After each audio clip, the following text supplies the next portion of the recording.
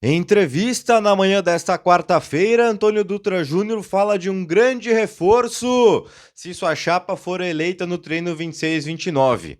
O cenário atual da política do Grêmio, como vem se movimentando as chapas nos bastidores. E também o provável Grêmio que vai a campo hoje contra o Botafogo com alguns desfalques. Estes assuntos depois da vinheta.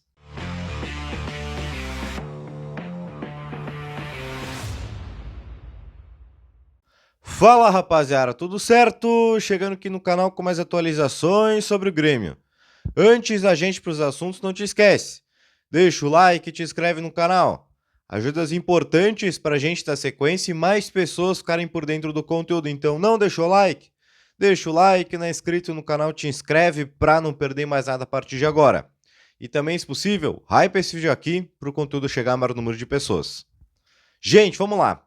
Hoje pela manhã, Antônio Dutra Júnior, que está na chapa 2 das eleições do Conselho Deliberativo, deu uma entrevista exclusiva para o Futebol Alegria do Grêmio, no canal do Alex Bagé e também da Rádio Imortal.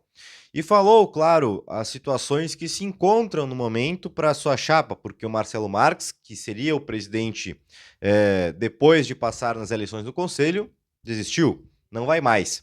E perguntado sobre a situação, como está, quem que vai para presidente, se vai ele, vai outro nome, ele deixou muito claro. O foco agora é as eleições no próximo sábado, fazer os 15% e depois irem para o pátio e assim decidirem quem vai ser o melhor nome para ser um candidato à presidência do Grêmio. Não disse com exatidão, então, quem que vai, se já tem alguém definido. É claro que nos bastidores se conversa isso. A gente trouxe informação nos últimos dias que é um grupo que quer o Celso Rigo como nome forte para a presidência do Grêmio. Mas o próprio Celso Rigo já falou em algumas oportunidades nas últimas horas que não vai, que não quer, né, não tem idade para isso. Uma outra possibilidade daqui a pouco seria o Fábio Rigo, seu filho. Mas são assuntos que devem ser definidos a partir do próximo sábado. O Dutra também foi perguntado sobre reforços, como é que estão essa situação, se já tem alguém encaminhado, e ele disse, né, que já tem uma lista de reforços, tá? Uma lista que foi avaliada e vem sendo, tendo essa conversa entre os pares, mas deixou muito claro, tá? Um grande reforço deve vir se eleito a sua chapa. Disse isso.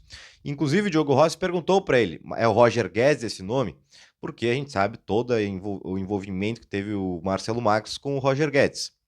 Não confirmou este nome, tá? Até porque ele não quer gerar expectativa, não quer usar isso como para alavancar, né, as eleições.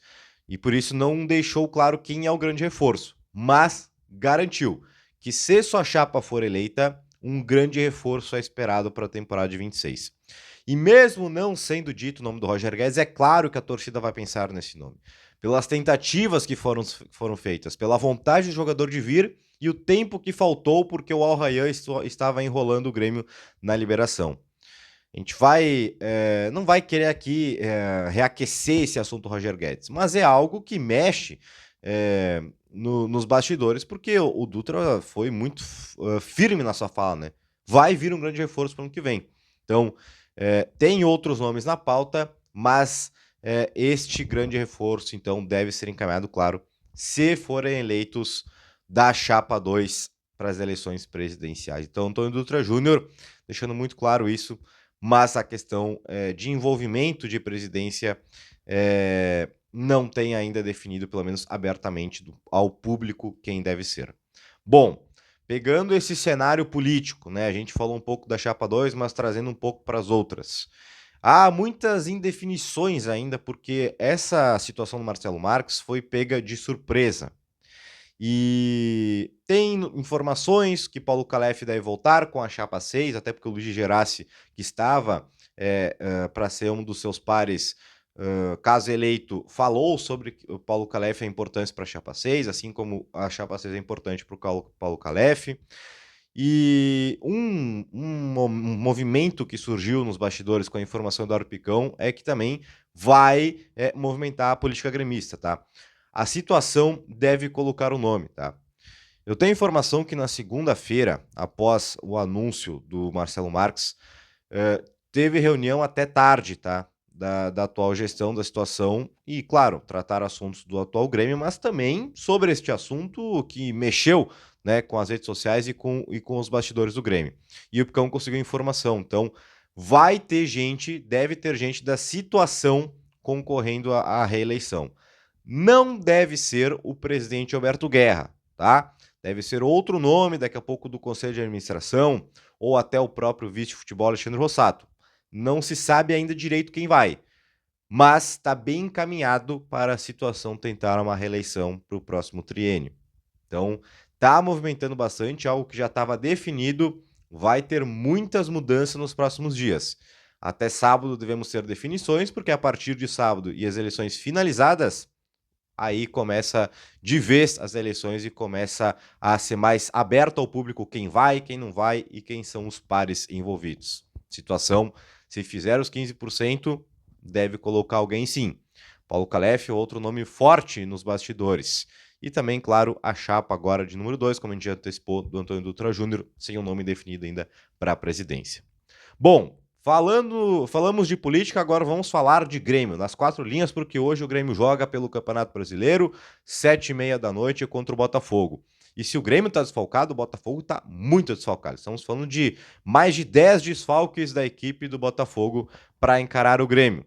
Algumas dúvidas, mas é um jogo que vale bastante para o Tricolor, porque fez os 3 pontos contra o Internacional e agora é a chance de engrenar 2 vitórias consecutivas e subir de vez na tabela do Campeonato Brasileiro. Bom, para esse jogo, tá? Mano Menezes deve colocar a base que foi contra o Internacional com mudanças naquelas peças que não estão disponíveis. Vamos lá escalar o Grêmio. Thiago Volpe no gol, Marcos Rocha foi reavaliado ontem, a gente trouxe informação em live aqui no canal que vai para o jogo, tá? Aí a primeira mudança, Gustavo Martins e Kahneman, tá? Gustavo Martins titular e Kahneman e Marlon na lateral esquerda.